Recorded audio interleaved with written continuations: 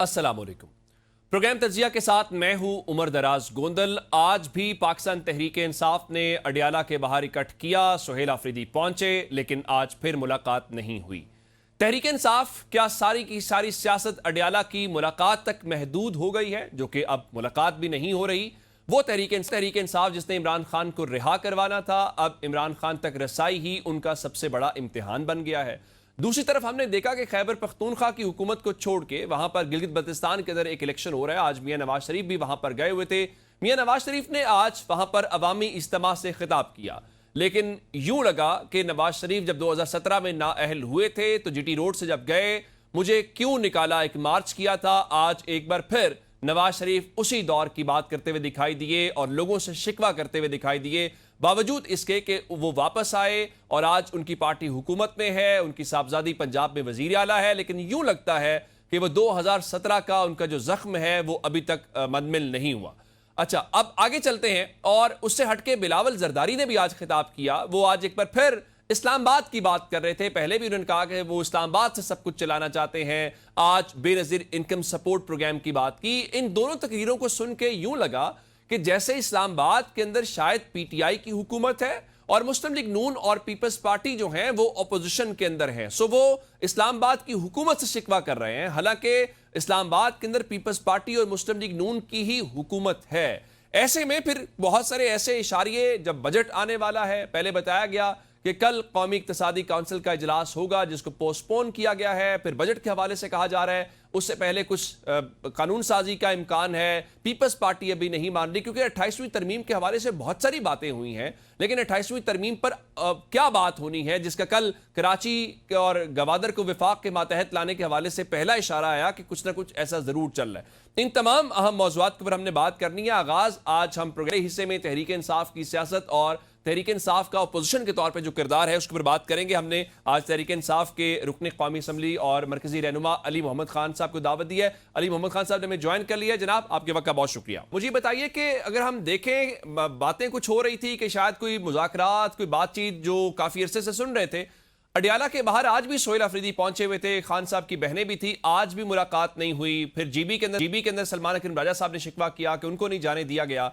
ये कैसा माहौल है पीटीआई के लिए? ये पीटीआई की अपनी नाकामी समझा जाए कि आपने कोई प्रेशर बिल्ड नहीं किया, या फिर ये समझा जाए कि पीटीआई मौजूदा इक्वेशन में या सिनेरियो में इररेलेवेंट हो गई है, कोई बॉदर ही नहीं कर रहा?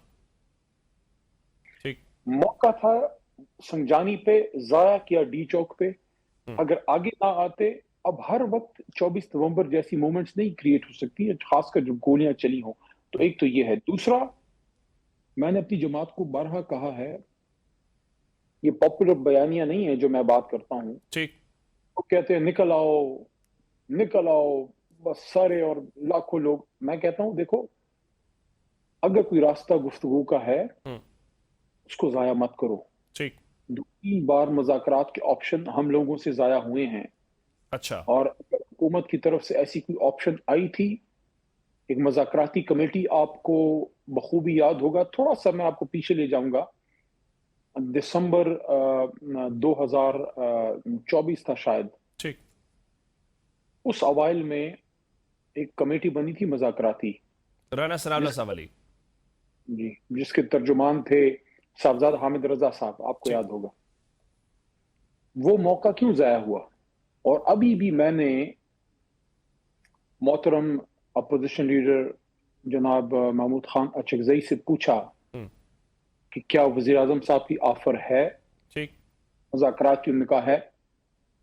उस पे फिर मैंने कौमी असम्बली में एक स्पीच की कि अगर मुज़ाकरात की ऑफर है तो मैं यकीन दिलाता हूं अचकजई साहब को कि आप खुले दिल के साथ, मजबूत दिल के साथ आगे बढ़िए। कुछ लोग तनकीद करेंगे, उनकी परवाह ना कीजिए। आपको इमरान खान ने अपोजिशन लीडर बनाया है, आप इमरान खान की रिहाई के लिए अगर कोई स्टेप लेते हैं उससे आपकी इज्जत बढ़ेगी और हम आपको सपोर्ट करेंगे। अच्छा, तो मुझे आपकी गुफ्तगू से ये जो तासुर मिल रहा है, आप इस चीज का तो मान रहे हैं कि नाकामी है या अपॉर्चुनिटीज को जाया किया गया। जहां तक नवंबर वाले एहतजाज की बात है, बुशा बीबी उसको लीड कर रही थी, फिर उसका जिम्मेदार कौन है? ये जो मुज़ाकरात अगर आगे नहीं बढ़ रहे तो मुझे लग रहा है कि आप गवर्नमेंट की नेक नीति के ऊपर पूरा यकीन कर रहे हैं कि गवर्नमेंट सीरियस है और ये पीटीआई के एंड से शायद उन अपॉर्चुनिटीज को अवेल नहीं किया जा रहा। ऐसा ही है सर? نہیں، بدقسمتی سے گورنمنٹ بھی سنجیدہ نہیں ہے. ہم اچھا سے تو ایک 2 یا 3 موقع ضائع ہوئے ہیں نا اپنی ناسمجھی میں، یا بعض اوقات ایک سوشل میڈیا کا پریشر ہوتا ہے، ایک شخص 2 بار سوچتا ہے کہ یار میں اگر مذاکرات کی طرف جاؤں گالی پڑے گی، یہ ساری چیزیں ہوتی ہیں. ہم، لیکن حکومت کی طرف سے تو نیک نیتی 0% بھی نہیں ہے. ہم، وہ اس طرح سے کہ مذاکرات کی صرف دعوت دے دینا کافی نہیں ہوتا نا. وہ اقدامات بھی ہونے چاہیے. آپ نے کبھی، اب تو خیر لوگ موٹر وے پہ موو کرتے ہیں، لیکن وہ جب ہم جی ٹی روڈ پہ گاڑیاں چلاتے تھے، نئی نئی گاڑی چلانی سیکھی تھی، تو وہ ٹرکوں کے پیچھے لکھا ہوتا تھا نا، کبھی آؤ نا عیسیٰ خیل، کبھی آؤ نا میاں وہاں، والی. ہاں کبھی آؤ نا میاں والی، یہ اکثر لکھا ہوتا ہے. تو کیسے آؤ بھائی، آپ ہمیں بتائیں، وقت بتائیں، جگہ بتائیں، ہم آ جائیں گے آپ سے ایک کپ چائے پی لیں گے. ٹھیک. تو صرف یہ کہہ دینا کہ مذاکرات کی دعوت ہے، اور بھائی آپ مذاکرات کرنا چاہتے ہیں تو آپ آگے بڑھیے، اور ہمیشہ ایسے معاملات میں حکومت کے پاس دینے کے لیے ہوتا ہے. اور اگر کوئی یہ کہے کہ حکومت کیوں مذاکرات کرے گی یا یہ نظام کیوں بیٹھے گا، نظام اس لیے بیٹھے گا کہ نظام جس کو سپورٹ کر بیٹھا ہے اس کے پیچھے عوام نہیں ہے، اور تا دیر کبھی نظام افورڈ نہیں کر سکتا عوام سے دوری. ترپ کا پتہ آج بھی عمران خان کے پاس ہے. کاش ہم لوگ اس کو سمجھ پائیں کہ مذاکرات ہماری ضرورت سے زیادہ ان کی ضرورت ہے، کیونکہ ان کو ضرورت ہے اس وقت اس حکومت کی معاشی ناکام ترین پالیسیاں. اگر تو دیکھیں ایک سچویشن آپ کے سامنے میں رکھتا ہوں. ذرا اگر اس گفتگو کو میں معاشی طور پہ الگ سے آپ سے سوال کرنا چاہ رہا ہوں، اس پہ میں چلے فیکٹ کے ساتھ اوکے. چیزیں رکھوں گا. میں ذرا یہ جاننا چاہ رہا ہوں کہ جو آپ کیس بلڈ کر رہے ہیں یا جو آپ کا پوائنٹ آف ویو ہے، اگر آپ نے اپرچونٹی ضائع کی ہیں، اس کی وجوہات کیا ہیں؟ کیا پی ٹی آئی کے اندر تھنک ٹینک موجود نہیں ہے؟ کیا آپ لوگوں کی کوئی، آپ اس کے اوپر کوئی وہ کیا کہنا چاہیے کہ کتھارسس نہیں کر پا رہے، بیٹھ کے کوئی ڈسکشن نہیں کر پا رہے، یا واقعی پی ٹی آئی جو سوشل میڈیا اس کی سب سے بڑی مضبوطی ہے وہی اس کے راستے کی رکاوٹ بن گئی ہے، وہی اس کی کمزوری ہے؟ کسی حد تک صحیح ہے. دیکھیں جن کو عہدے ملے ہیں، اب میں آپ کو ایک مثال دوں گا. ہم، یہ رمضان سے پہلے سپریم کورٹ کے آرڈر پہ ایک موقع ایسا بنا تھا کہ رات کے وقت عمران خان کو شاید شفٹ کرنے لگے تھے، ٹھیک. اور اس میں محترم چیئرمین گوہر صاحب اور کچھ فیملی ممبر قاسم صاحب شاید جا رہے تھے. ہم، پھر کسی وجہ سے، وہ وجہ سب کو معلوم ہے، وہ نہیں جا سکے وہاں. تو میں نے برملا اپنے میں چیئرمین گوہر بتا صاحب، دیتا ہوں، علیمہ خان صاحبہ کی وجہ سے یا ان کی عمران خان کی فیملی کی وجہ سے نہیں جا سکے. بس میں سسٹرز پہ کبھی کمنٹ نہیں کرتا، تو وہ میری ایک پالیسی ہے. بہرحال ٹھیک. میں اپنی بات کر پاتا ہوں. میں نے گوہر صاحب کو کہا تھا کہ میں تو بڑا ادنا سا کارکن ہوں، ہم، لیکن اگر آپ کی جگہ میں ہوتا، میں کسی کی پرواہ نہ کرتا. میں صرف ان 2 آنکھوں کی پرواہ کرتا جنہوں نے مجھے چیئرمین بنایا ہے.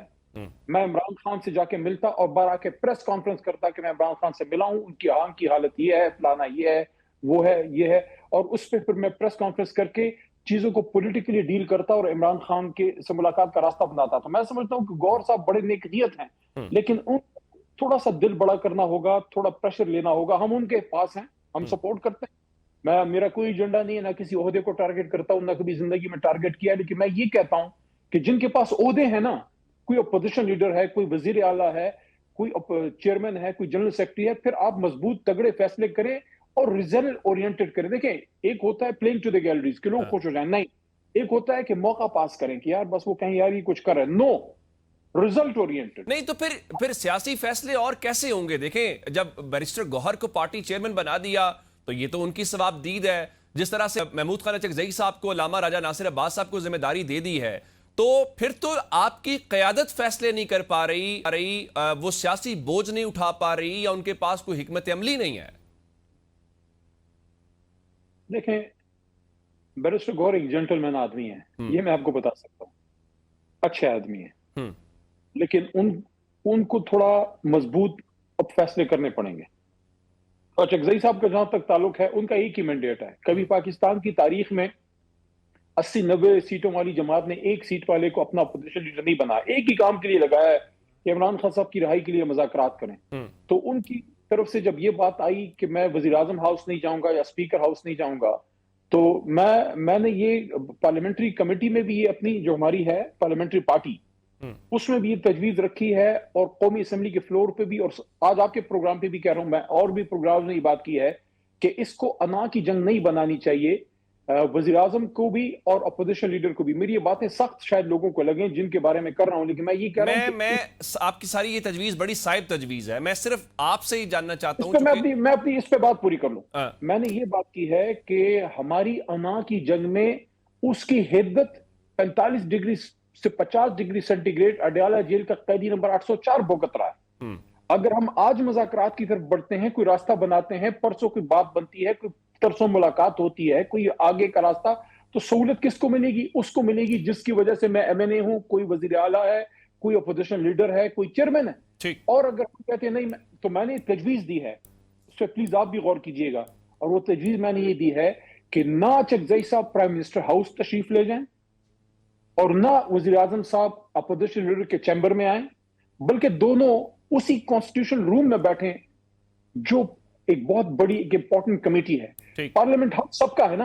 हाँ। पार्लियामेंट हाउस से इसी पार्लियामान से मियां साहब जो हैं शहबाज साहब वजीर आजम बने हैं, हालांकि फॉर्म 47 है, और इसी पार्लियामेंट हाउस से मोहतरमा चकजई साहब अपोजिशन लीडर बने हैं। तो ये एक ऐसी जगह है जो बीच की जगह है जहां अली मोहम्मद खान साहब, हम छोड़ देते हैं गवर्नमेंट को, या आपकी तजवीज़ भी बड़ी मुनासिब है कि पार्लियामेंट तो सबका मुश्तरका है। मैं बार बार सिर्फ जो आपसे जानना चाहता हूं ताकि कुछ कंक्लूड कर पाएं, बैरिस्टर गौहर क्यों नहीं फैसला कर पा रहे और मजबूत कैसे होंगे? महमूद खान चकज़ई क्यों नहीं कर पा रहे? या तो आप कैटेगोरिकली बताएं कि इमरान खान की फैमिली रुकावट है, या बताएं कि सोशल मीडिया रुकावट है जिस वजह से पीटीआई कोई फैसला नहीं कर पा रही।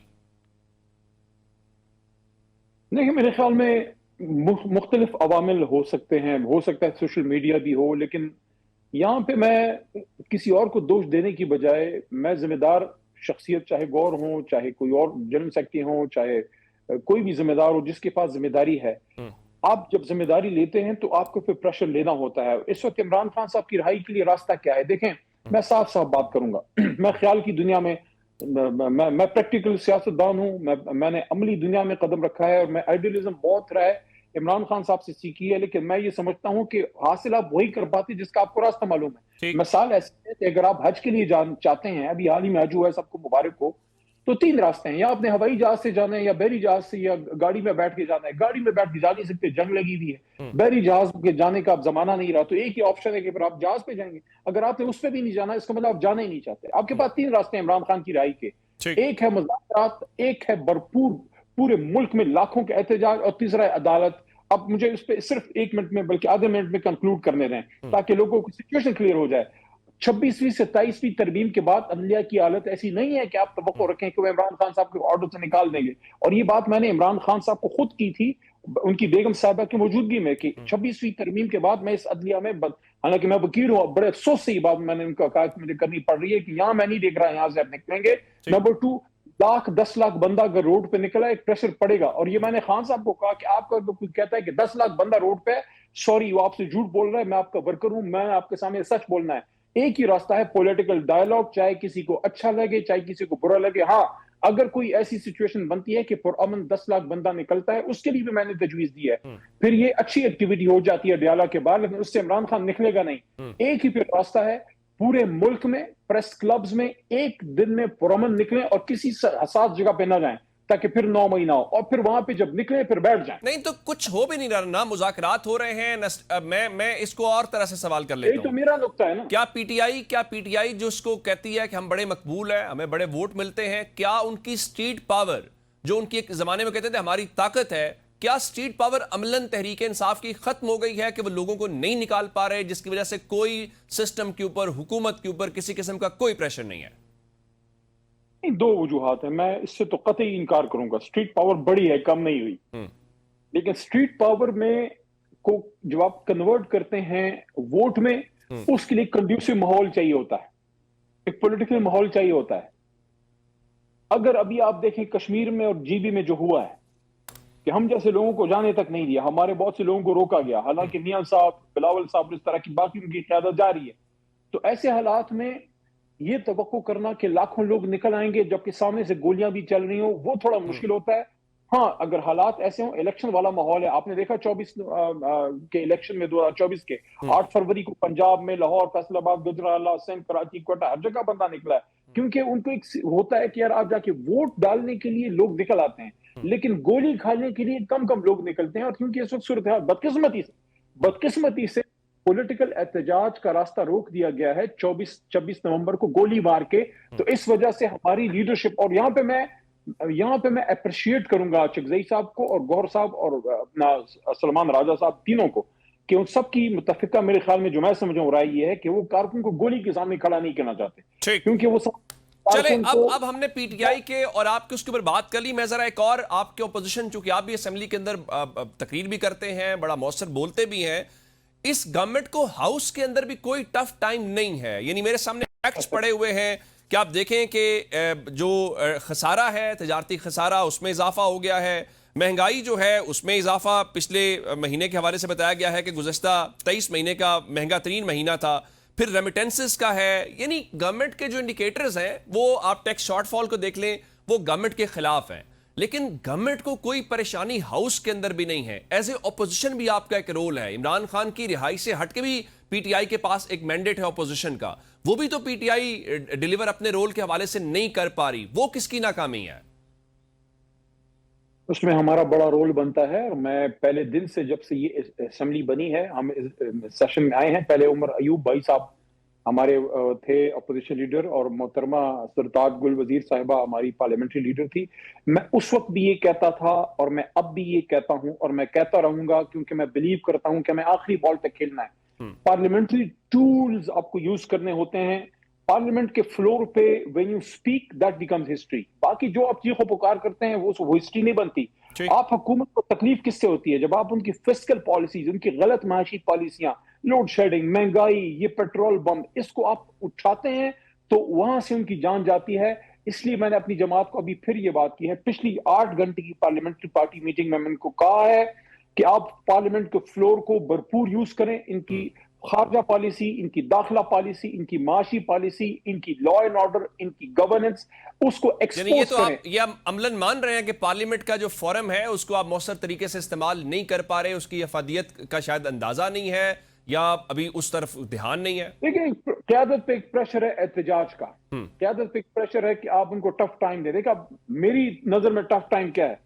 کسی اور کی نظر میں ٹف ٹائم یہ ہو سکتا ہے کہ آپ 10 نعرے نکال کے بائک آؤٹ کر کے نکل آئیں. اس سے حکومت کی صحت پہ فرق اس لیے نہیں پڑتا کہ ان کو اندر ایک اچھا پھر ماحول مل جاتا ہے، اپنی قانون سازی کرتے ہیں. لیکن اگر آپ کنٹینیوسلی وہاں بیٹھیں، آپ کا ہر ممبر 10 منٹ بعد ایک سپیچ کرے، وہ کوسچن آور میں اٹھے، وہ کالنگ اٹینشن میں اٹھے، وہ قانون سازی میں ان کے لیے مشکلات بنائے، اپنی امینڈمنٹس ڈالے، تو حکومت کے لیے ایک ڈراؤنا خواب بن جاتی ہے قومی اسمبلی. اور اس لیے میں سمجھتا ہوں اب یہ بجٹ سیشن ہے، میں پھر اپنی جماعت کو یہ مشورہ پھر دوں گا. میں کہتا رہا ہوں، کہوں گا دوبارہ. اور سب سے بڑی مثال کیا ہے؟ 9 اپریل کی سپیچ. وہ سپیچ اگر نہ ہوتی، میں نہیں تھا، اللہ نے میرے سے کروایا، میں بڑا آپ کا ایک بھائی ہوں، میں بڑا عاجز ملنگ ہوں. وہ اگر سپیچ نہ ہوتی، اگلے دن دنیا نہیں نکلنا تھا، کیونکہ وہ ریئیکشن میں نکلے خان صاحب کی محبت میں، کیونکہ حکومت تو اس رات جاری تھی، لیکن سپیچ کے ریئیکشن میں نکلے. اگر وہ ایک بندہ اس رات کھڑا نہ ہوتا، اگلے دن کروڑوں نہ نکلتے. اور عمران خان کی تحریک اس کے بعد کھڑی ہو گئی. اس لیے میں یہ کہتا ہوں اسمبلی کا جو فلور ہے اس کو استعمال کیا جانا ہی سب سے مؤثر راستہ ہے. علی محمد خان صاحب پاکستان تحریک انصاف کے رہنما ہمارے ساتھ موجود تھے اور پارٹی کا آپ موقف سامنے رکھ رہے تھے. آپ کا شکریہ ادا کریں گے. اور ناظرین، یہاں پہ وقت ہو گیا بریک کا. جب بریک کے بعد واپس آئیں گے تو پیپلز پارٹی سے پوچھیں گے کہ وہ یہ تقریریں فارم 47 اور اس کے علاوہ جو اسلام آباد کی بات کرتے ہیں، کس کو تانا دیتے ہیں؟ اسلام آباد میں تو آپ کی حکومت ہے. لیکن ایک بریک کے بعد